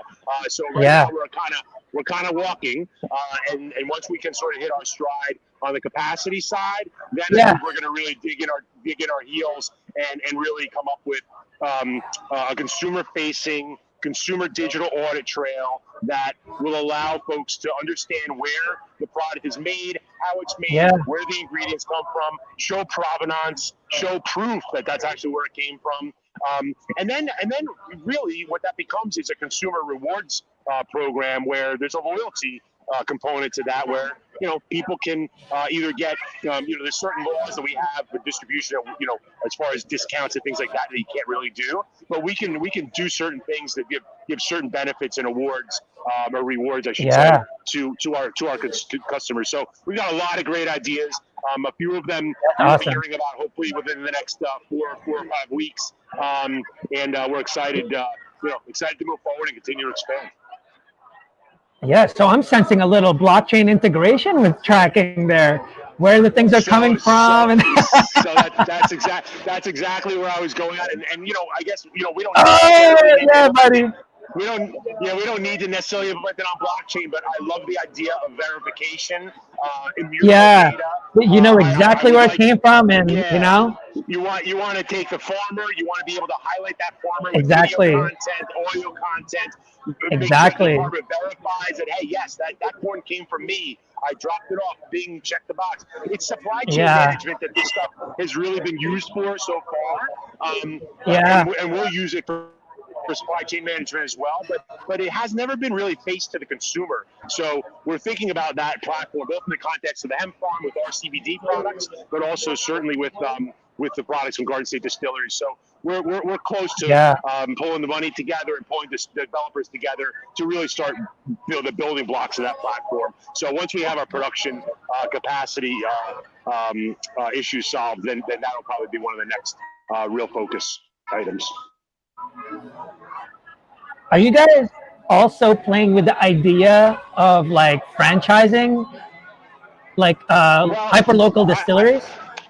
Yeah, so I don't think we'll ever be a true franchise. I think we'll wind up partnering with people who can run it locally. So never say never. I don't see us selling a franchise. I do see us partnering and owning part of that process with them, because we don't want people going rogue, right? We want to understand exactly what's happening. It's got to stay core to our values. And that might translate into a franchise one day, but I think right now we want to be more involved than just handing it off to a franchisee. Yeah, because basically, after you learn everything you learn from the Garden State Distillery, you can supply basically the back end of every hyper-local distillery if they wanted to have one, right? Yeah. So, I think we're going to wind up being a little bit differentiated both by, our hyper-local, making sure that we're doing it from grain to glass, right? And a lot of folks don't do that because, quite frankly, it costs more. It's harder work. The bottle is more expensive than some of our peers, but I think people understand why. And that's where the digital footprint piece comes in, because we really need to prove that and make sure we keep ourselves honest with that. There's a lot of folks who say they're local, that they're working with local farmers and they only do things in Jersey, but they're not, because there's really nobody. developing grain neutral spirits in Jersey. Yeah. So, and that's where most folks are buying from Pennsylvania. I think there's one place in Jersey, but it's but they're not using necessarily corn from New Jersey. Yeah. So we want to really support local farmers and stay true to it and make sure that we can prove every path of that audit trail to the end consumer, so they understand that we take this very seriously, and we want to replicate that in other markets where it's applicable. And New York State, I think, I'm biased right now because I'm up here, but I look around and I see a lot of farmers who need a new cash crop, which is why we're in the hemp business, but they also need new consumers. They need new customers. So, and we can help satisfy some of that. So I look forward to trying to find the right location, either upstate here or even, closer downstate, and really replicating that same model once we perfect it in New Jersey. Yeah, because what's attractive about it, what you've learned, I mean, that's going to be so valuable. It's going to just make it so much more cost effective for anyone to start at a hyper local level. Like just partnering with you alone, you're going to know the POS system to use, this, that, like you're just going to know everything that's entailed, the cost. So it's almost like either you start on your own or you just go partner with, Dan and the crew here, and then start your own hyper local. So that's really awesome. Yeah, we're looking forward to that, and I think that there will be some things that carry over from a branding perspective, so folks know it's the same sort of parent brand.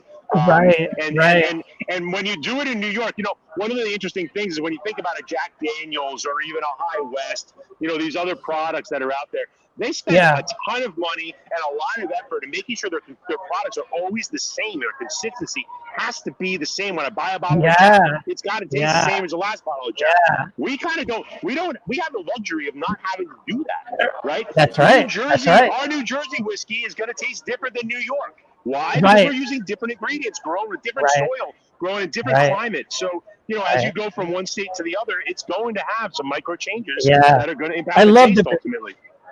I love the business model. I think it's awesome. People might want to just start trying. You have the parent company and then trying different brands, I guess, like, oh, let me try the New York one. Or let me try the North Carolina one. And, that's right. I think it's going to be awesome when you combine everything and consolidate all that. One of our big things was, we've got some friends in the business who are really working to try to do a national brand, and we were trying to figure out how to work together. And it was a little bit counter to what we were saying because, we're not sitting in Tom's River trying to create a national brand.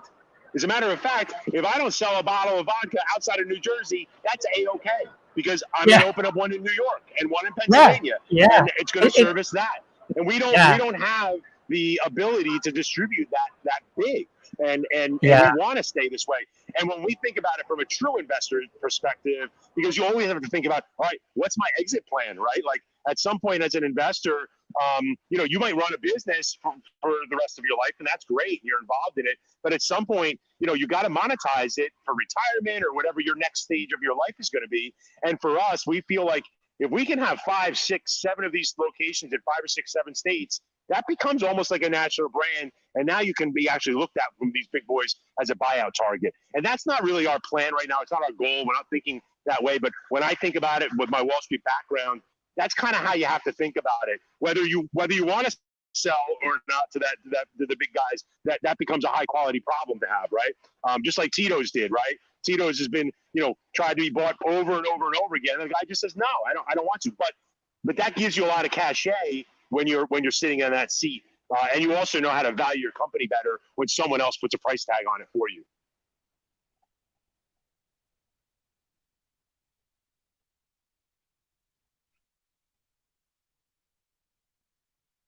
Did I lose you guys?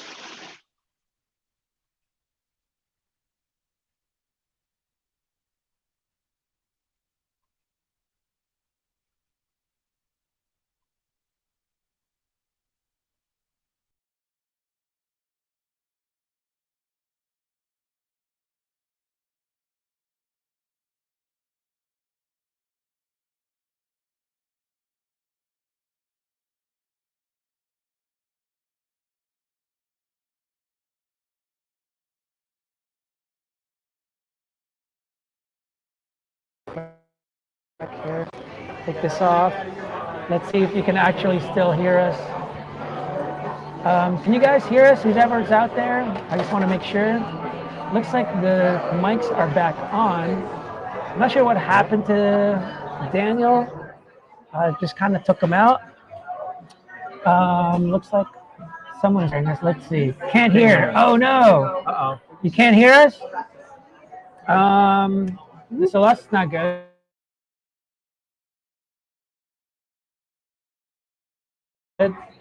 Yeah, working on here. So I'm not sure why it's not working. Thank you. Oh, can you hear us now? Can you hear us now? Can you hear me now? How about now?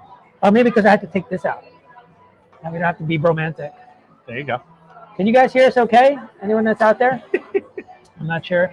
Let's see where we're at with this. Oh, now I can. Awesome. So I'm glad they can hear us. So let's see where we're going with our fundraising here. So it looks like we've been at 527. Kristen had to leave because she's tending to our puppies right now. So it kind of paused with people donating on the table here. We weren't able to kind of go to the people while we were on the thing. Here's a donation. Oh, look at that. So we're getting another donation. So we're going to add that on. So everyone that's out there, come by. Check out the Garden State Distillery. It's awesome down here. It'd be freaking great. So we're getting a lot of donations so far, and the night has just begun, which is so freaking rad. And then we got Brian Volk that just added another $100. So let's see where we're at. Go over here, and let's see. Boom. Refresh. Hey, it's 27. That's what's up. That's what's up. High five. That's awesome. That's awesome. So look at that. So everyone that's out there, please check us out. Come by the Garden State Distillery. We are having a great time right now. So they're already starting to get the stuff outside. Actually, I'm going to connect this thing so I can actually show you guys what's going on the other side. Or outside, actually. Some great drinks here. What did you try? Can I get a brother a drink or something? Yeah, let's go get a drink. Hold on, let me not sure what's going on with my phone over here. Over here. Over here. Right here. So what I'm doing is I'm trying to show another screen so you can kind of see what's going on other than what you're seeing here, so we can show you what's happening. Hold on. Let me just open this up. And boom. Hear my phone? It is. So come by, check us out. We are here all night. Text GSD to 44321 to donate towards Start Day 1. It's a nonprofit foundation for mental health and suicide prevention. It would be really awesome if you guys can come support us. Let's see. We want to put this as mobile. The mobile. We'll call it the mobile. Look. I don't know what can I call this one. The mobile. Mobile video. I don't know what to freaking call it. We'll go here. Boom. Enter the broadcast video, and now you get to see what is happening out here. Oh, hold on. There you go. Get that mic out. So you can see out here. Let me just, I gotta, how do I? There you go. I muted your mic. So you can see out there, tables are starting to get set up. Let me go this way, it's much better. So they're gonna set up tables out there. They're already setting it up, as you can see. And then there's already people hanging out here. You can see that. What's up? Really cool what's happening. All the support that we're getting over here. There's Brian. Different look, different angle. We got that wide angle. So it's starting to go, hey, what's going on over there? I don't know if I can zoom. I can't zoom in. Huh? I can only like kind of show you what's happening. Yeah. So it's really cool. We got all of our stuff over here. Brian's gonna bring you around. Uh-oh, hang on. I wonder if we can still hear you while you're roaming around. As long as this has a direct link to your microphone, we should be able to hear you. So he's gonna go around, take us around real quick. Mike, do I got any feedback?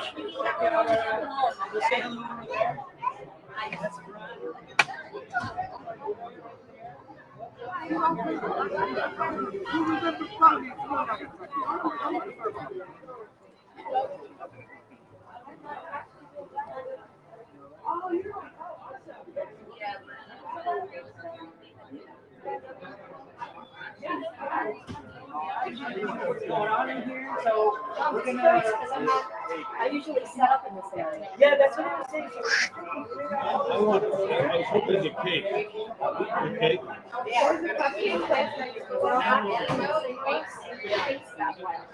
Yeah, so I think we're gonna be moving that. Behind the I gotta scenes. talk to Rick what his plan Hello. is. So that she's here with the karaoke thing. Awesome. So we're gonna be doing Hello. karaoke here, by the way. So she's responsible for that. Hello. Hello, everyone. So if you got some singing voice, you should definitely come out here, check it out. It's gonna be a fun time. I want to see. You got a balloon? Like Garden State Distillery idol. Uh-oh. You know, that would Yeah. be so sick. We should be the judges. We should be the judges. Actually, we're having a contest tonight. Ooh. Like a what contest? Yes, we're having a karaoke contest tonight. I work in a chocolate shop, so Oh wow! we're gonna pick the best singer tonight. So And we're gonna win Like a the little basket Willy, of chocolate. little Willy Wonka kind of We're thing. actually doing a karaoke Come with me and you'll see. There's gonna be a contest going on over here. What does the winner get when they? Well, I made up a basket from my chocolate shop, and Oh, so we're gonna win there's- chocolate tonight from John Deere Chocolate. So that's awesome. Oh my God! Yes. I'll So put you on the spot. we're gonna have some chocolate going on. You need a nice little basket. I see here. Put this up so they can hear you.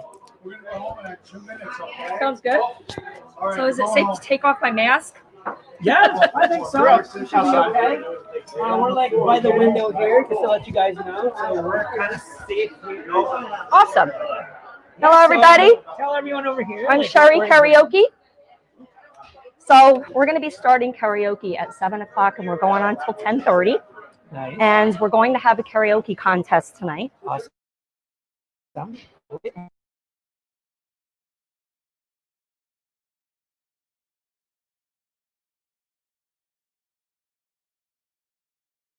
There you go. You're on.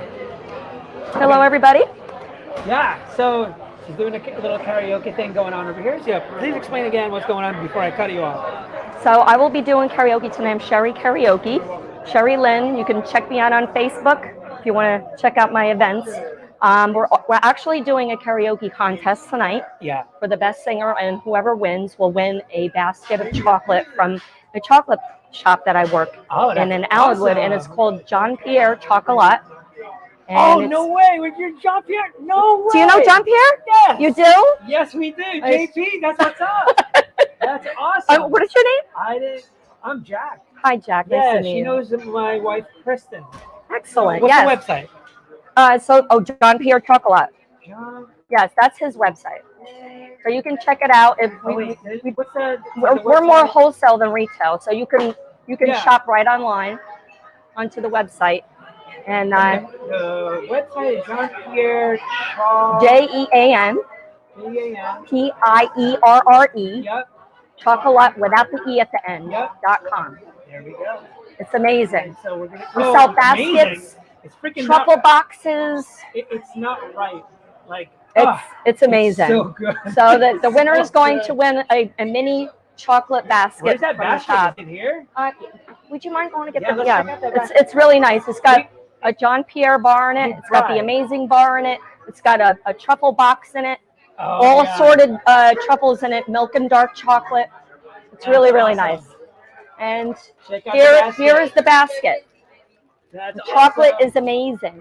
No, like it's really amazing. It really is. I don't It's really get delicious. addicted to shit. So there you But go. man, this chocolate is no joke. It is Taking the so gum out of good. my mouth. It's kind of rude that I'm chewing gum in my mouth. But. That's okay. So when does the karaoke start? So the karaoke is going from 7 o'clock to 10:30. Okay. And then we'll see how it goes. I mean, if it's, going Awesome. really good, maybe we'll go a little bit over if we're allowed to. Yeah. But as of right now, it's from 7 o'clock to 10:30 tonight. Okay, cool. So we're going to be seeing some karaoke happening in. And just to let everybody know that I will be, we will be wiping off the microphones after each singer. We have microphone covers, Clorox wipes. Awesome. So there's no worries. It's going to be nice and clean and safe. Awesome. And that's what it's all about. So we're looking forward to the singers tonight. Yeah. So it's coming up soon. It's already almost 6. It is. So when they come up here, you guys definitely, if you guys can sing, definitely check us out. Come on down. Awesome. It's gonna be awesome down here. And Jack, it was nice meeting you. Yeah, and definitely. What is your name? Brian. Brian, it was nice meeting you too. Yeah. And I will be over here, and then we're gonna be and then we're gonna be shifting stuff around. So I'll be ready. Yeah, thank you. It was nice meeting you. All right, have a great night. Sorry about that. All good. Oh, that's hilarious. Oh, that's so funny.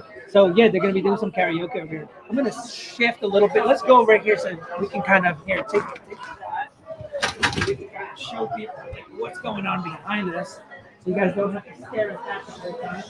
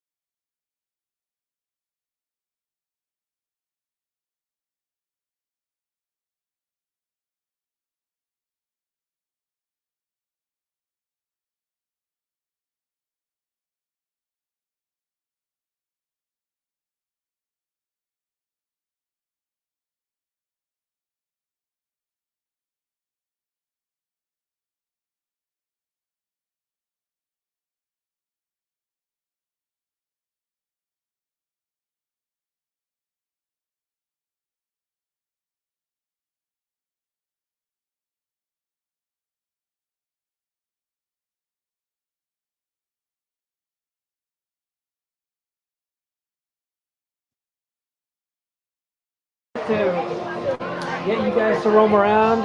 We're going to show you guys the bar a little bit more. We're going to go sit at the bar. So we'll be right back here. Let's see. I'm going to have to disconnect some shit real quick. Let's see what we can do. All right, hold on. See if I can disconnect things. Then we can roam around a little bit.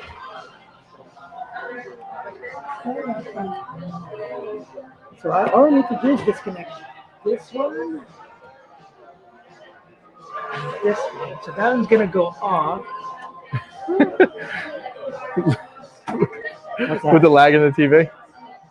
The lag? Oh, I know. We're still over here. So this one's gonna put here. Yeah, I can actually roam around with this thing. Oh, but I can't see. Oh, where's the other? Oh, there we go. There we go. All right, so we can see what's going on. All right, sorry about that. What should we say about it? What do you want me to connect? What's that? Do you want me to hold? What do you want me to hold? I want to sit at the bar, I think, and chill out. I'm going to show you guys what's going on behind the scenes over there. Let's go by. Oh, that's so funny. All right, we're going to go up to the bar. We'll visit. Visit the crew. How we doing tonight, everybody? Welcome to Garden State Distillery. That's right.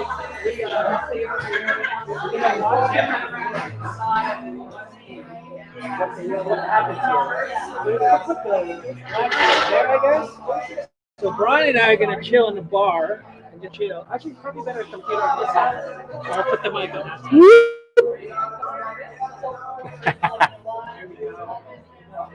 Magic. There we go. Garden State Distillery happening. That's my boy Brian. What up? There we go. So you guys keep them busy. So we should get it. You know what? I'm gonna order this drink. It's really cool. They smoke it up for you. Yeah, this thing right here. So we definitely gotta get that. I'm thinking. I wonder. What are you thinking? We should stop this one and do another live to make a new one.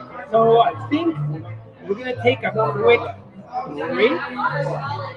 and then we'll go back on in a little bit. Stay tuned.